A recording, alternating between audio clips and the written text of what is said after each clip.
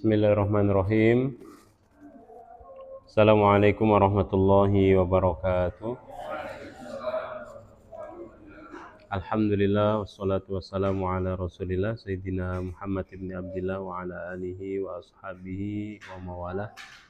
Tibatum wa tawaba mamsyakum wa tabawa'tum minal jannati manzilah. Bapak Ibu yang saya hormati, alhamdulillah pada kesempatan malam hari ini kembali kita bisa hadir dalam acara Umar dalam cerita tentang baginda Nabi. Itu disebutkan kanat jilsah ra'i'ah wa kaifa la takunu kadzalik wan nabiyyu fiha. Satu hari itu ada satu perkumpulan yang sangat indah sekali karena dalam perkumpulan itu ada Kanjeng Nabi dan sahabat juga banyak ada di sekitar situ dalam keadaan sedang bergembira. Wa tamurru janazatun, tiba-tiba datang jenazah ya. Ada satu jenazah digotong, Kanjeng Nabi masih di situ bersama sahabat-sahabatnya. Fayusni as-sahabatu 'alaiha khairan. Maka ketika ngelihat jenazah, sahabat-sahabat Kanjeng Nabi itu menyebut si jenazah ini dengan yang baik-baik gitu ya. Rubbama qalu yaumuha kanal mayyit shadiqan wafiyan. Jadi hal-hal yang baik itu apa ya? Macam-macam, bisa aja ada yang mengatakan oh ya dulu dia semasa hidupnya itu teman yang setia, wa zaujan muhibban, atau juga tetangganya pas jenazah ini lewat mengatakan dia ini adalah seorang suami yang mencintai keluarganya, wa ibnan baron, atau dulu semasa hidupnya dia adalah seorang anak yang berbakti kepada orang tuanya, wa jaron kariman, atau juga ada yang mengatakan dia adalah tetangga yang bloboh, kana yuslihu baina mutakhasimaini, dan dia juga orang yang biasa menyatukan, mendamaikan orang-orang yang berseteru, wa yatasaddaqu 'alal masakin, atau ada juga yang mengatakan dia itu gampang bersedekah, membantu orang-orang miskin, wa yusamihu man akhta'a, atau juga mungkin ada yang mengatakan dulu semasa hidupnya dia ini mudah untuk memaafkan orang-orang yang salah sama dia. Wa kana qalbuhu mu'allaqan bil masajid, atau ada orang lain yang mengatakan ketika jenazah lewat itu komentarnya adalah dulu semasa hidupnya dia sering bolak-balik ke masjid. Jadi waktu itu ketika Nabi sedang berkumpul dengan sahabat-sahabatnya, sahabatnya mengucapkan hal-hal yang baik tentang si mayit yang lewat itu. Maka Kanjeng Nabi mengatakan wajabat, diwajibkan atas dirinya. Nah, Nabi cuman bilang begitu aja tuh, wajabat ya. Nanti penjelasannya apa ada. Summa ba'da qalil, lalu setelah beberapa saat datang lagi jenazah yang lain ya.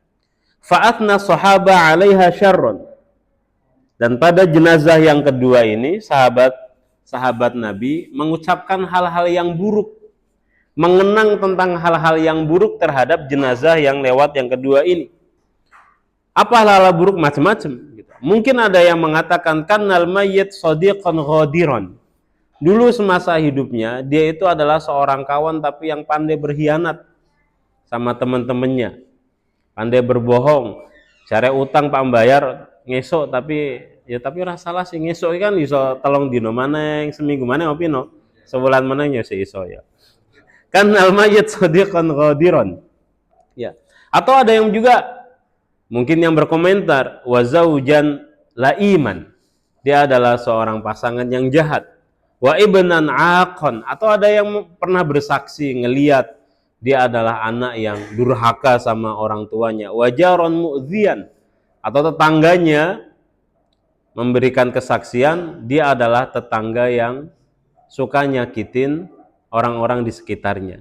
Kana la yahtarimu kabiran wa la ya'tifu ala saghirin, sama orang tua enggak hormat, sama anak kecil juga enggak sayang. wa thariq ilal masjid la ya'rifuha wa la ta'rifuhu. Jalan ke masjid itu dia nggak tahu, saking nggak pernahnya ke masjid. Nah, ibarat ngomongnya nek ngambah musolanya kaget sampai ya. Anggebrak banget toh. Di jalan ke musola aja dia nggak tahu, dan jalan musola juga nggak kenal dia. Saking nggak pernahnya ke masjid. Dan Nabi mengatakan kepada jenazah yang sama itu hal yang sama, wajabat. Pada jenazah yang pertama Nabi mengatakan wajabat, pada jenazah yang kedua Nabi juga mengatakan wajabat. Perbedaannya, jenazah yang pertama orang-orang bersaksi bahwa ini orang baik dulu semasa hidupnya. Sementara jenazah yang kedua orang-orang bersaksi bahwa dia adalah orang yang tidak baik. Qala sahabat, lalu sahabat bertanya kepada baginda Nabi, "Wa ma wajabat ya Rasulullah?" Apa yang diwajibkan itu ya Rasulullah? Maksudnya apa? Kok cuma hanya satu patah kata wajabat, itu apa maksudnya? Faqala, Nabi kemudian menjawab, "Man athnaitum alaihi khairan wajabat lahul jannah." Kalau ada jenazah lewat, lalu orang-orang bersaksi tentang kebaikannya, maka diwajibkan atas dirinya, menjadi hak bagi dirinya adalah surga. Waman athnaitum alaihi syarron, tapi sebaliknya ketika orang itu bersaksi atas mayit, atas jenazah, yang dia saksikan tentang masa hidupnya itu adalah yang buruk-buruk, wajabat lahun nar, maka diwajibkan atas dirinya api neraka. Karenanya Nabi mengatakan, antum syuhadaullahi fil ard. Engkau adalah para saksi Allah atas orang-orang lain, atas teman-temanmu ketika di dunia. Jadi kita ini sebagai saksinya. Dan biasanya orang baru berani untuk bersaksi secara jujur ketika orangnya sudah meninggal. Nek urung mati kan Pak ngomong elek, wah gini dibales kan, mungkin wis meninggal ngomong elek, ngomong buruk itu kan nggak takut resiko apapun. Nah, maka pastikan teman-teman semuanya, ini satu pelajarannya adalah ketika ada satu jenazah, ketika berbicara tentang orang yang sudah meninggal, sebaiknya kita bicara yang baik-baik saja, karena malaikat itu mengaminkan. Makanya ada tradisi yang cukup baik ketika orang mau dikebumikan di masjid, di mushola, terus biasanya kan ditanya ya, min ahlil khair, itu amat khair katanya kan gitu ya. Itu ada satu yang baik. Nah, harapannya itu dibawa terus gitu. Jangan ketika ditanya bilang khair, pas digotong mayatnya Pak dilebok ke kuburan atau ngomong sing ora-ora gitu. Iya. Nah, pelajaran yang kedua Bapak Ibu sekalian, ya, tadi kan yang pertama supaya kita bicara yang baik-baik atas orang yang sudah meninggal karena malaikat akan mengaminkan. Pelajaran yang kedua bahwa ya kita ini nanti akan disaksikan oleh orang lain. Orang lain itu akan bicara tentang kita. Maka kita mau dibicarakan apa nanti setelah meninggal. Ya. Madza sayaqulu abawaka anka. Dalam kitab ini disampaikan, nanti kalau kita meninggal duluan dan orang tua kita masih hidup, kira-kira orang tua kita itu mau cerita apa nanti tentang kita? Apakah orang tua kita akan berdoa, Allahumma gfir lahu wa qad kana ni'mal ibn. Mudah-mudahan Allah mengampuni dirinya karena dia adalah sebaik-baik anak. Atau justru orang tua kita akan mengatakan sebaliknya, Allahumma innaka ta'lam ma kana min amri uquqihi. Ya Allah, engkau lebih tahu bahwa dia ini dulu begitu jahat sama saya. Ya Allah, engkau yang lebih tahu bahwa dia ini durhaka kepada saya. Nah, tergantung nanti orang tua kita mau bicara apa. Karenanya semasa kita masih ada orang tua, ya sebisa mungkin kita mendapatkan kesaksian yang baik dari orang tua kita. Wa madza sayaqulu zaujatuka anka. Kira-kira pasanganmu nanti akan bilang apa tentang kamu kalau kamu meninggal duluan?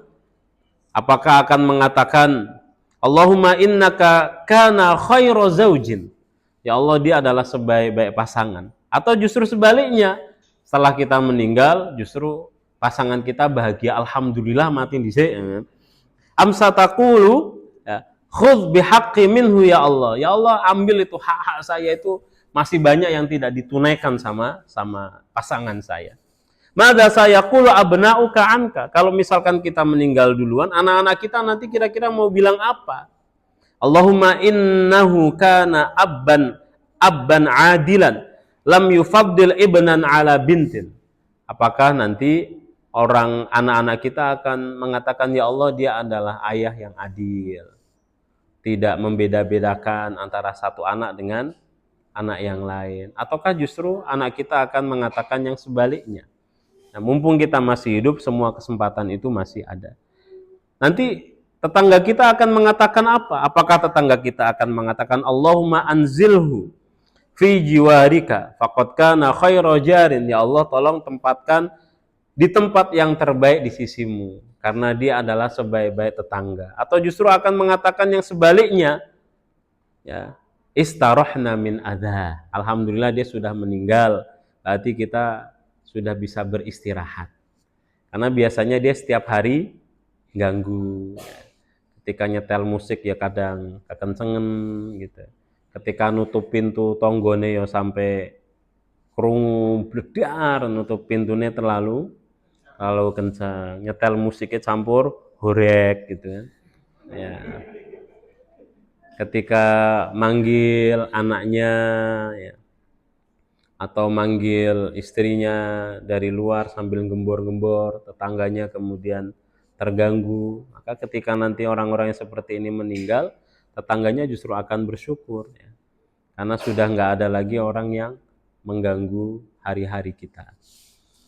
Baik, jadi pelajarannya adalah Bapak Ibu sekalian, ya, mumpung kita masih hidup, maka kita masih punya kesempatan agar orang-orang menjadi saksi, ya, menjadi saksi atas kehidupan kita dan membicarakan hal-hal yang baik, karena apapun nanti yang akan orang sampaikan tentang kita setelah kita meninggal itu akan diaminkan oleh malaikat.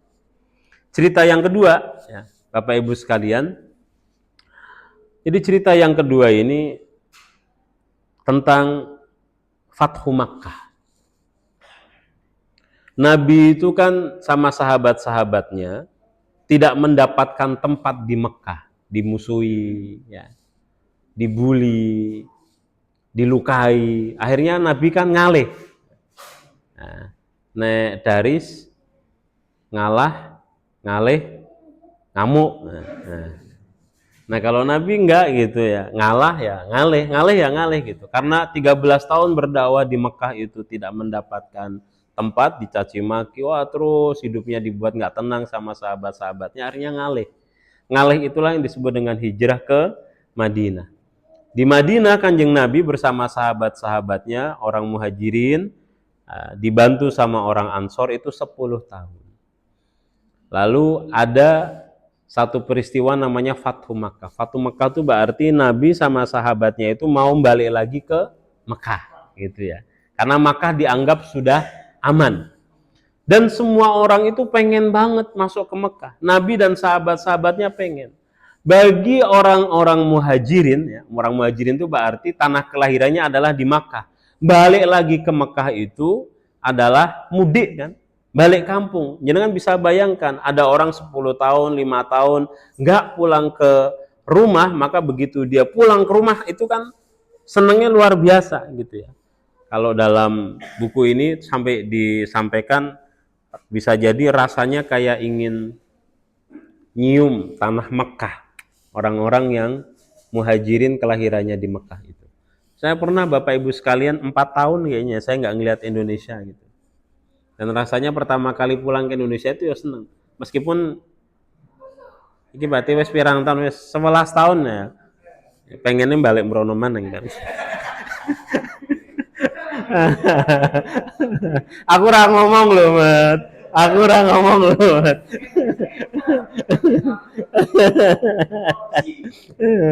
Iya ya. Jadi 10 tahun ya, nggak pulang. Maka pengen betul untuk bisa masuk mudik pulang. Bagi orang-orang Madinah juga pengen datang ke Mekah. Kenapa? Karena selama ini dilarang untuk masuk Mekah sehingga nggak bisa umroh, nggak bisa haji. Padahal mampu. Ya.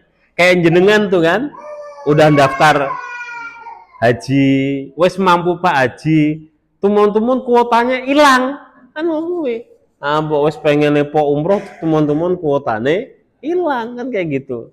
Orang-orang Madinah bisa, mampu, tapi dilarang, diblokade sama kafir Quraisy gitu ya.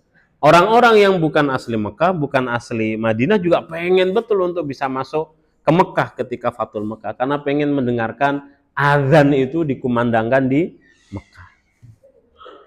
Nah, ini kan perang Bapak Ibu sekalian. Maka Nabi mengatakan kepada sahabat-sahabatnya, nanti kita akan datang ke Mekah, tapi datangnya dengan cara tiba-tiba. Kenapa tiba-tiba? Karena nek diumum, kan ibarat tawuran ge. Nah, nek diumum kan konone berarti wes siap-siap. Nah, kok sik kilingan biar tawuran kan wis.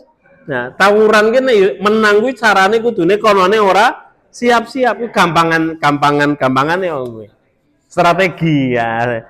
Strategi wong sik njego, sik to mangan, tumon-tumon guguduk kayak gitu kan kaget. Nah, itu strategi perang. Maka Nabi sudah bilang sama sahabat-sahabatnya, jangan ada yang membocorkan, ini rahasia. Tiba-tiba sudah mau berangkat, Nabi mengundang 3 orang. 3 orang itu, siapa nih di sini ya?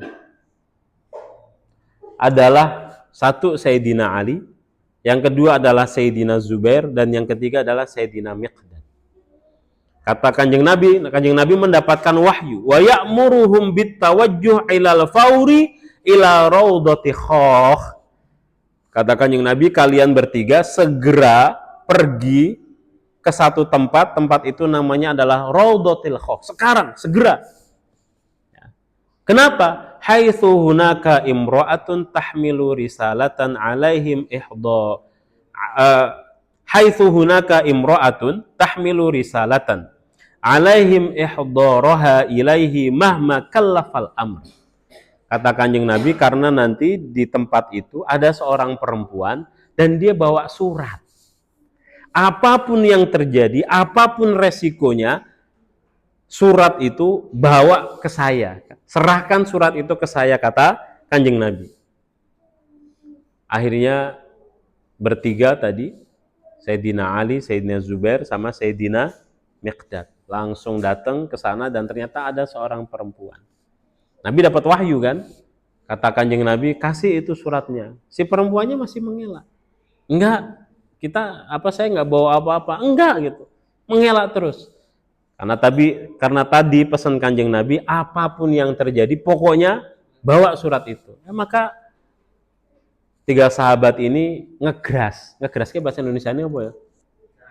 Mengancam. Komene surate, nek ora kowe tak wudani. Nah, karena ketika diwudani kan akhirnya kan ketemu suratnya ning dia kowe. Met kowe iso guyune. Hah? Ya.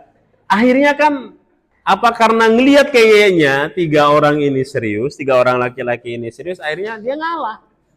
Ya. Dikasih itu suratnya. Nah, dikasih. Ternyata suratnya ada, disembunyikan. Suratnya ada. Falamma 'alimat annahum 'azimuna ala taftishiha a'tathumur risalata wa 'adu biha ilal Madinah. Maka si suratnya sama sahabat 3 itu enggak dibuka. Ini hebatnya sahabat-sahabat Nabi. Tadi perintahnya apa? Kata Kanjeng Nabi, bawa ke sini suratnya. Itu surat tuh yo 3 orang sahabat tadi ki enggak kepo. Opo sih kira-kira nih suratnya? Ora kepo kowe. Taat, dengar, teliti sama perintah. Kena wong PKS angel. Riso angel gue. Kon ngeterke amplop, janu-janu amplopnya jarone duit to kuwi kan. Nek duit kan kuwi dilolosi ti apa. Mongkone caleg-caleg makai kowe kon bagi duit 200 tembuse 50 kan gara-gara kuwi ya mak lolos dhisik.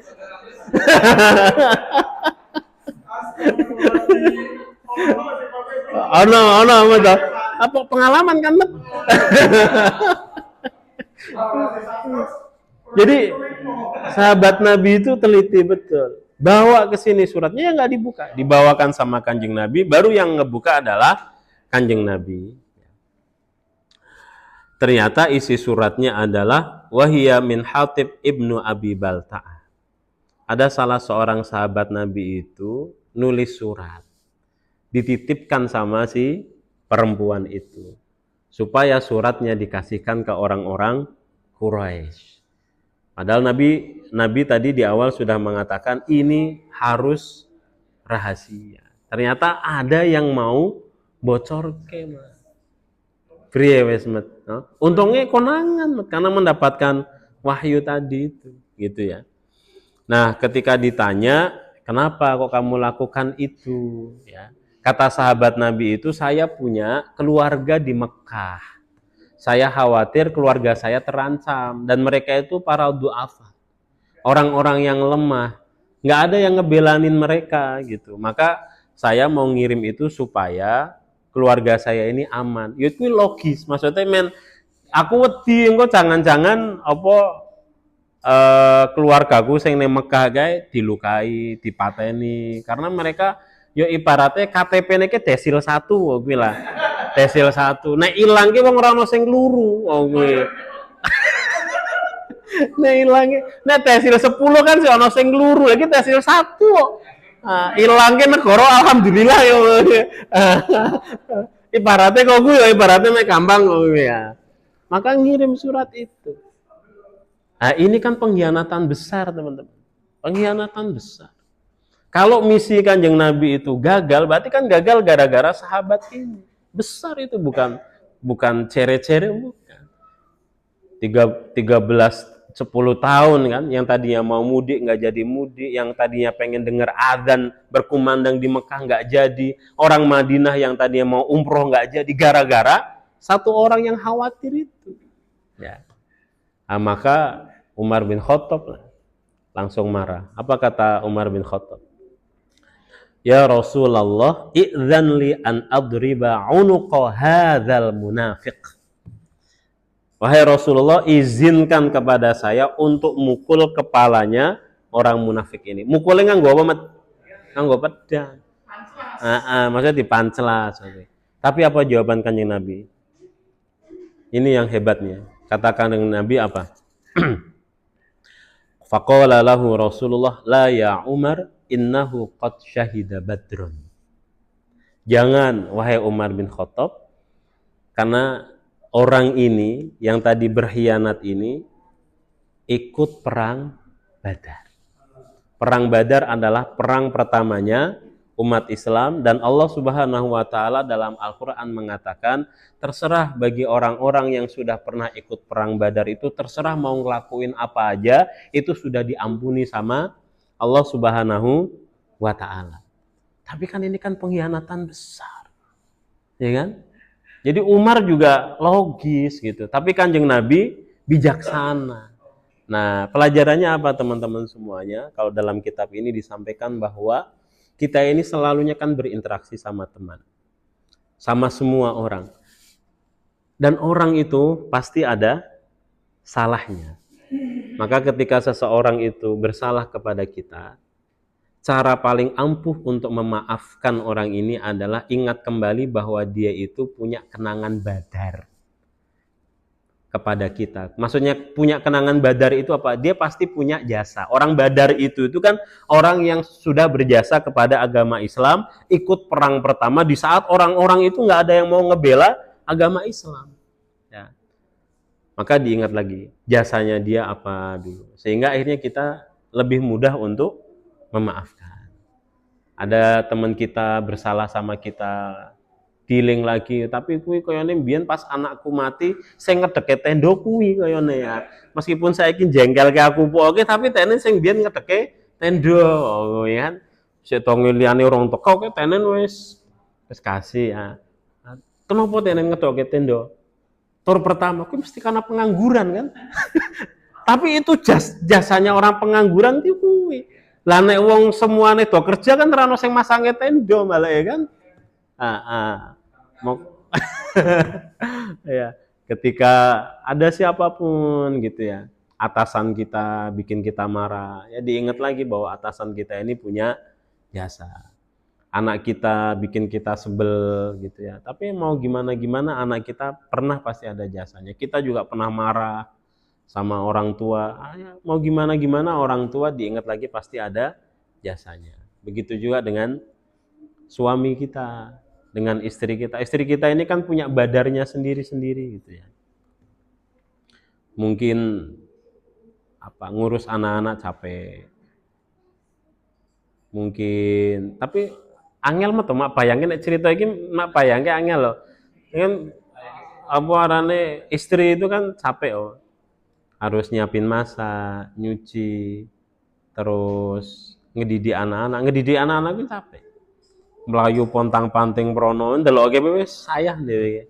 Ndelok kata wis sayah, pemaning karo ngendangi gitu. Maka ketika dia melakukan kesalahan ya itulah badar dia, diingat lagi jasa-jasanya. Laki-laki kan juga begitu. Laki-laki suami ketika ada salah diingat lagi gitu. Dia adalah nggak tahu di jalan mungkin dia kecapean nyari nafkah ya sampai saking saya itu yo meskipun numpak motor karo merem kan ora ngerti kabeh gitu ya. Nah itulah badarnya mereka. Jazakumullah khair, terima kasih banyak Bapak Ibu semuanya. Assalamualaikum warahmatullahi wabarakatuh.